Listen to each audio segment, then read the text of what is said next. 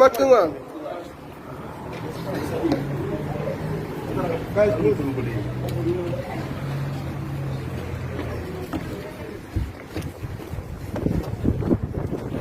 Ya pila matawad.